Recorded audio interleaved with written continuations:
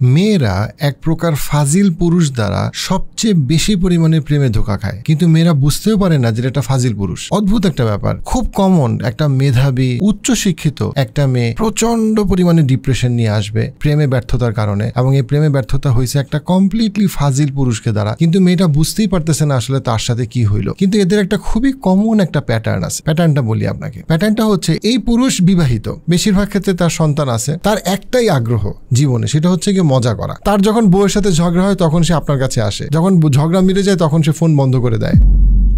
একটা ছদ্মনাম দেই, ছদ্মনাম হচ্ছে আনিস, ছদ্মনাম আনিস। তো এই পুরুষ বিবাহিত, বেশিরভাগ ক্ষেত্রে তার সন্তান আছে, ধরে নিলাম সন্তান থাকুক বা না থাকুক। সে কি করবে, সে ঠিক 26 থেকে 40-42 বছরের যে কোনো মেয়ে, সে হইতে পারে যার বিয়ে হয় নাই, অথবা সে যদি বুঝতে পারে বিয়েতে কোনো মেয়ে সুখী না, অথবা ডিভোর্সড, অথবা মেয়েটার বয়স হয়তো 35 বা 36 বা বিয়ে হয় নাই, এই মেয়েদেরকে নানাভাবে ইনায়ে বিনায়ে, চা খাওয়ার নামে, কফি খাওয়ার নামে, রাতে কথা বলার নামে, অফিসের কাজের নামে তাদেরকে খালি বলবে আমি বিয়েতে সুখী না। এই আনিস সাহেবরা সব সময় কথা একটাই, আমি বিয়েতে সুখী না, আমি বিয়েতে সুখী না। সে বলবে, আমি ধরলাম যে একটা ছদ্মনাম দেই, ধরলাম মেয়েটার নাম হচ্ছে গিয়ে মালিহা, ছদ্মনাম। তো মালিহাকে বলবে যে আমি আনিস, আমি খুব সুখী না, আমার বউকে আমি বিয়ে করে আমি ফেঁসে গেছি, আমি তাকে ডিভোর্স দিয়ে দিব, ডিভোর্সের কথা চলতেছে, আমার অনেক কষ্ট। আমার বউ, আনিস সাহেব বলবে আমার বউ আমাকে খুব ট্রমাটাইজ করছে, মানসিকভাবে অনেক কষ্ট দিছে, ইত্যাদি ইত্যাদি নানা, আমি এই ছেড়ে দিব। আচ্ছা, এটা হচ্ছে প্রথম কাজ। সে মালিহার মনে মায়া সৃষ্টি করবে, 1 নম্বর কাজ করবে। 2 নম্বর যেটা, সেটা হচ্ছে সে মালিহার খোঁজ নেওয়া শুরু করবে। মালিহা তুমি খাইছো কি না, মালিহা তুমি চা খাবা কি না, ঘুরতে যাবা কি না, তোমার কোনো কষ্ট হচ্ছে কি না। সে প্রচুর পরিমাণে অ্যাটেনশন দিবে, ভীষণ পরিমাণে অ্যাটেনশন দিবে। অ্যাটেনশন দিয়ে সে কী করবে, সে মালিহার মধ্যে একটা ডিপেন্ডেন্সি তৈরি করবে। সে মালিহা কিন্তু তাই কোনো প্রেমের প্রস্তাব দেয় নাই, মালিহা কিন্তু এখনও জানেও না যে তারপরে কি আসতেছে। মালিহা জাস্ট বুঝতেছে না যে এই লোকটা তার সাথে কেন এই কথাগুলো শেয়ার করে, এবং এই লোকটা কেন এত বেশি তার ব্যাপারে অ্যাটেনশন দিচ্ছে, প্রচুর পরিমাণে অ্যাটেনশন দিবে। মানে রাতে ঘুমাইছো কি না, সকালে উঠছো কি না, ক্লাস ঠিক আছে কি না, তোমার খারাপ লাগে কি না, তোমার একা লাগে কি না। মালিহা কখনো কর্মজীবী, মালিহা কখনো বিদেশে থাকে, মালিহা কখনো ব্যবসা করে, বাট মালিহার হয়তো ডিভোর্স হয়ে গেছে, মালিহা হয়তো দীর্ঘ সময় ধরে তার বিয়ে হয় না, অথবা মালিহা বিয়ে করতে চায় না, অথবা হোয়াট এভার, মালিহার হয়তো ব্রেকআপ হয়েছে, কিন্তু মালিহার বয়স ইজ বিটুইন 26 থেকে 42। আচ্ছা, সে মালিহাকে এগুলো বলবে। এটা করতে করতে কী হবে, মালিহা অনেক ক্ষেত্রে যেটা হয়, মালিহা একটা সময় প্রেমে পড়ে, কারণ মালিহা বুঝতে পারে যে আর এই লোকটা তো অনেক স্ট্রাগল করতেছে, আর এই লোকটা তো আমাকে এত অ্যাটেনশন দেয়। মালিহার মধ্যে তখন একটা প্রেম ভাব হয়। এক্স্যাক্টলি তখন আনিস সাহেব বলবে কি, আমি তোমাকে বিয়ে করতে চাই, আমি তোমাকে বিয়ে করব, আমি পরিবারকে জানাই দিব। কত জীবন, আর একটাই তো জীবন, এই এক জীবনে কি আর সারা জীবন এই পিশাচ মহিলার সাথে সংসার করা যায়? আমি সংসার ভেঙে ফেলবো, আমি তোমাকে বিয়ে করে ফেলবো। তারপরে তাদের মধ্যে মানসিক সম্পর্ক হয়, কখনো শারীরিক সম্পর্ক হয়, নানা কিছু হয়। এবং মালিহা কিন্তু জানে এই তো কয়েকদিন পরে বিয়ে হয়ে যাচ্ছে, কিন্তু তারপরে কি করে আনিস সাহেব ফোনটা বন্ধ করে দেয়। তারপরে আনিস সাহেব উধাও, 1 মাস উধাও, 2 মাস উধাও, 3 মাস উধাও। কি হইলো তখন হচ্ছে গিয়ে মালিহা হঠাৎ করে তার ঘুম ভাঙে, মানে সে বুঝতে পারে যেটা কী হইলো। কারণ কিন্তু বাই দ্যাট টাইম মালিহা কিন্তু প্রচণ্ড রকম একটা প্রেমে ডুবে গেছে, ভীষণ রকম একটা মানে ইমোশনাল টার্মোয়েলের মধ্যে মালিহা চলে গেছে। মালিহা তো বুঝতেছে না এই কী হইলো, এই লোকটা আমাকে এত ভালোবাসতো, এত অ্যাটেনশন দিত, 2 মাস 3 মাস খবর নাই। 3 মাস পরে আনিস সাহেব পান খেতে বা আচ্ছা কী হয়েছে, তুমি আমাকে এত মিস কল দিলা মালিহা, কী হয়েছে? না তোমার তো কোনো খবর নেই। বলে ও খবর নাই, না আসলে একটু বউকে নিয়ে ব্যস্ত ছিলাম, ইত্যাদি ইত্যাদি ইত্যাদি। তো মালিহা বলে তুমি না বললা যে তুমি ডিভোর্স দিয়ে দেওয়া? বলছে না, আসলে সমাজের একটা ব্যাপার আছে, একটা সন্তানও আছে, বুঝো না, এখন ভাবতেছি দিব। আসলে মালিহা তোমাকেও আমি চাই, আমার বউকেও আমি ছাড়তে পারি না, বুঝছো না কি একটা সমস্যা। তখন মালিহা বলে তাহলে তুমি গত 6 মাস ধরে 1 বছর ধরে আমাকে কি বুঝাইলা? বলতে না আসলে আমি তো তোমাকে বলছি না, তুমি তো জানো যে আমি বিবাহিত, এই সেই। অর্থাৎ পোল্টি, একদম পোল্টি, শেষ, উল্টাই গেল। এবং এই মালিহা তখন এই আনিসকে ছাড়া থাকতে পারে না, আবার আনিসকে সে সহ্য করতে পারে না। থাকতে পারে না কারণ তার একটা ইমোশনাল ডিপেন্ডেন্সি হয়ে গেছে, আবার সে ছাড়তে পারে না কারণ তার তো আর কেউ নাই। সে সব সময় কল্পনা করে, আচ্ছা তুমি কি নেক্সট ইয়ারে ডিভোর্স দিয়ে দিবা? হ্যাঁ নেক্সট ইয়ারে তো দিবই, আর কতদিন ওয়েট করা যায়। কিন্তু নেক্সট ইয়ারে কিন্তু আনিস সাহেব ডিভোর্স দিবে না। আমি এমন ভদ্রমহিলা চিনি বা আমি এমন মালিহাকে চিনি যে মালিহা 27 বছর থেকে 42 বছর 15 বছর ধরে এক আনিস সাহেবের জন্য অপেক্ষা করতেছে। এই আনিস সাহেব কিন্তু এই পরের বছর ডিভোর্স দিব, তারপরের বছর ডিভোর্স দিব করে করে করে করে আসলে তো আনিস সাহেবের বিয়ে করার কোনো ইচ্ছা নাই।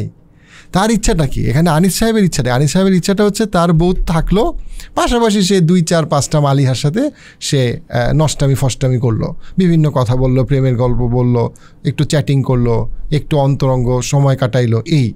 কিন্তু এইখানে যে মালিহার জীবন যে তিতা করল্লা হয়ে যাচ্ছে এটা নিয়ে তার কোনো চিন্তাই নাই। সে মালিহাকে একটা মোহ দিয়েই যাচ্ছে। আসলে আমার অনেক কষ্ট, আনিস সাহেবদের অনেক কষ্ট, তারা খালি বলে মালিহাকে বলে কষ্ট, তার বউরে গিয়ে বলে কষ্ট, বাট আসল কথা কি? সে দুষ্ট, আনিস সাহেব দুষ্ট, এটা হচ্ছে আসল কথা। এবং এইটা আমার কাছে খুব অবাক লাগে। আমি কেন এই ভিডিওটা করতেছি? অনেকে বলতে পারে আপনি একটা কেস দেখছেন, এটা নিয়ে একটা ভিডিও করতেছেন। আপনি বিশ্বাস করবেন না, এরকম মালিহা আমার 150 থেকে 250টা মালিহার কাউন্সিলিং আমি করার পরে আমি চিন্তা করছি যে না, আমার অ্যাটলিস্ট জাতির স্বার্থে মালিহাদেরকে আমার আনিস সাহেবের চরিত্রটা দেখানো উচিত। শুনেন সকল নারী এবং পুরুষরা, এই আনিস সাহেব তার বউকে ছাড়বে না। এবং এই আনিস সাহেব এই মালিহার জীবন যে নষ্ট হয়ে যাচ্ছে এটা নিয়ে তার কোনো রকম দুশ্চিন্তা নাই, সে কেয়ারও করে না। বলে না যে হি কুডেন্ট কেয়ারলেস। তার একটাই আগ্রহ জীবনে, সেটা হচ্ছে গিয়ে মজা করা। সে ফান করতেছে, তার কাছে পুরাটাই একটা ফান। এখন মালিহারা অনেক সময় কনফিউজ থাকে, কিন্তু ইয়াহিয়া ভাই ও তো কাঁদে, ও তো কষ্ট পায়, ও তো আমাকে বলে যে ও তো ডিভোর্স দিয়ে দিবে। এমন তো হইতে পারে লোকটা আসলে অসহায়। আমি যদি মানে তর্কের খাতিরে ধরেও নেই যে লোকটা অসহায়, তারপরেও আপনাকে মানতে হবে এই মেরুদণ্ডহীন লোকের সাথে যে ডিভোর্স দিয়ে আপনার দায়িত্ব নিতে পারে না, কিন্তু ভালোবাসার গল্প ফাঁদে, সেই ফাঁদে আপনি পা দিবেন কেন?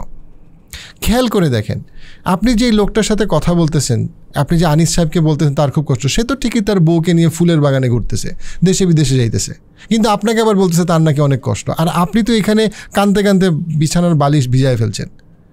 আপনি তো আলটিমেটলি একা থাকতেছেন, একা খাইতেছেন, একা ঘুমাইতেছেন। আনিস সাহেব তো একা খাইতেছে, একা ঘুমাইতেছে না। তার যখন বউয়ের সাথে ঝগড়া হয় তখন সে আপনার কাছে আসে, যখন ঝগড়া মিটে যায় তখন সে ফোন বন্ধ করে দেয়, তখন সে বউকে প্রমিস করে আপনার মতো মালিহার সাথে সে কথা বলবে না।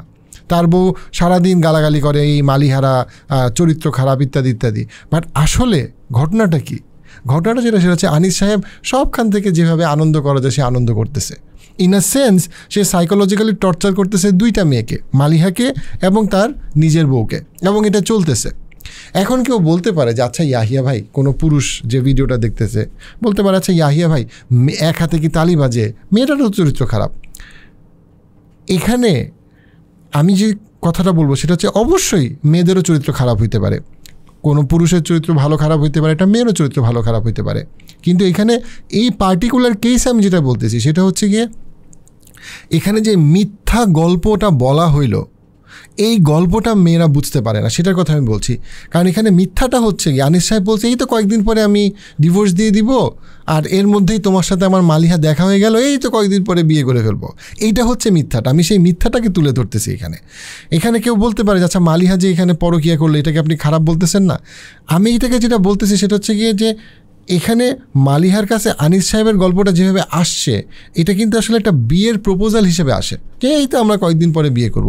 হ্যাঁ, ঢাকা শহরে অনেক পরকীয়া হয় যেখানে একজন পুরুষ এবং একজন নারী দুজনেই জানে যে কেউ কাউকে বিয়ে করবে না এবং তারা একটা ওপেন রিলেশনশিপ করে, যেটা ডেফিনেটলি সমাজের জন্য খুব ভালো কাজ না। বাট অ্যাটলিস্ট কেউ মিথ্যা কথা বলে সম্পর্কে যায় নাই। দুইজন পুরুষ এবং নারী দুজনেই জানে যে আমরা একটা ওপেন রিলেশনশিপে আছে, হয়তো দুজনেই বিবাহিত, দুজনেই অবিবাহিত। কিন্তু আমি এই পার্টিকুলার কেসে যেটা বলতেছি সেই কেসটা একটু ডিফারেন্ট। এখানে আনিস সাহেব কিন্তু আসলে মালিহাকে বিয়ের ব্যাপারে একটা কল্পনা, একটা আকাঙ্ক্ষা, একটা স্বপ্ন তৈরি করতেছে, তারপরে স্বপ্নটাকে ভেঙে ফেলতেছে। কিন্তু মালিহা তো ওই স্বপ্নে ঢুকে গেছে, এই জন্য সে প্রেমের ব্যর্থতার কষ্ট নিয়ে বের হয়ে আসতেছে। প্রেমে পড়ার আনন্দ থেকে প্রেম ভাঙার যে কষ্ট, সেই কষ্ট অনেক বেশি। কিন্তু এইটা নিয়ে কিন্তু আনিস সাহেবের কিছু যায় আসে না। এই জন্য আমি যেটা বলবো সেটা হচ্ছে আপনার প্রেমে পড়ার আগে আপনি সচেতন থাকেন। আপনি কিভাবে বুঝবেন যে আনিস সাহেবের চরিত্র ভালো? আনিস সাহেবকে আপনি বলেন প্রেমে যাওয়ার আগে তুমি ডিভোর্স দাও, তারপরে দেখা যাবে। প্রথম কথা, তুমি ডিভোর্স দাও, তারপরে আমরা কথা বলবো। তার আগে চা খাওয়ার দরকার নাই, তার আগে এত কথার প্রেম আলাপের দরকার নাই। তুমি ডিভোর্স দাও।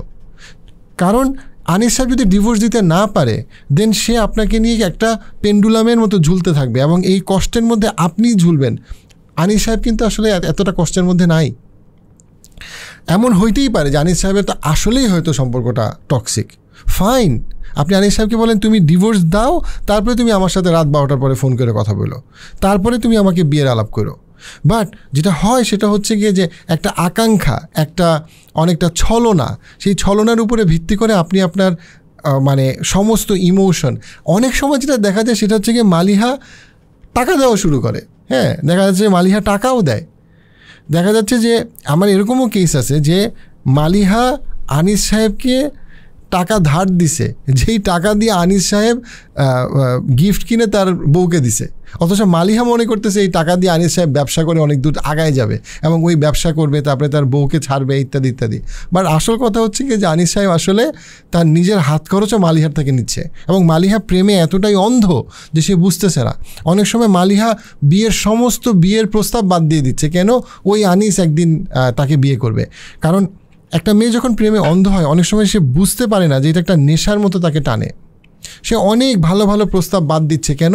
এই তো ওর মাথায় কাজ করতেছে, এই তো আনিস সাহেব কয়েকদিন পরে আসবে, তারপরে তাকে বিয়ে করবে, স্বপ্নের একটা কিছু হবে, তারা একসাথে দেশে বা বিদেশে সেটেল করবে, তার সব কিছু সমস্যার সমাধান হয়ে যাবে, এই স্যাক্রিফাইস নিয়ে একটা বিরাট রূপকথার গল্প হবে ইত্যাদি। বাট আসলে এগুলো সবই মোহ। আনিস সাহেবের হয়তো এরকম মালিহা 2-3টা আছে, আনিস সাহেব হয়তো এরকম 2-3টা মালিহার জন্যই কান্নাকাটি করে। সো এই জায়গাটা আমাদের বোঝা উচিত যে আমি একটা প্রেমের সম্পর্কে, একটা ভালোবাসার গল্পে যে আমি জড়াচ্ছি, এখানে কি আমি চিটেড হচ্ছি? এখানে কি আমি বোকা হচ্ছি? আমি কি এমন কোনো কনসেন্ট দিচ্ছি যে কনসেন্টটা আসলে আমার কাছ থেকে যে নিচ্ছে সে আসলে ম্যানিপুলেট করতেছে? আমি কি আসলে একটা শিয়ালকে কনসেন্ট দিচ্ছি, নাকি আমি আসলেই চিন্তা করছি আমি কোন সম্পর্কে যাচ্ছি? আপনি কোন সম্পর্কে যাবেন সেই সম্পর্কের ব্যাপারে স্বচ্ছতা খুবই জরুরি। এখানে সমাজে অনেক রকম জটিল সম্পর্কও থাকে, কিন্তু অ্যাটলিস্ট সম্পর্কে যাওয়ার ক্ষেত্রে স্বচ্ছতাটা খুব জরুরি। যে হ্যাঁ, আমি যদি জানি যে হ্যাঁ এই লোকটার সাথে আমার কখনো বিয়ে হবে না, তারপরে যদি আমি প্রেমের গল্পটা শুরু করি, সেটার জন্য আমি দায়ী, রাইট? অবশ্যই অনেক নারী যেমন সৎ অসৎ ভালো খারাপ চুজ করতে পারে এবং অনেক পুরুষও সৎ অসৎ চুজ করতে পারে, কিন্তু এই আনিস সাহেবদের মালিহাদেরকে বোকা বানানোর গল্প বন্ধ হওয়া উচিত।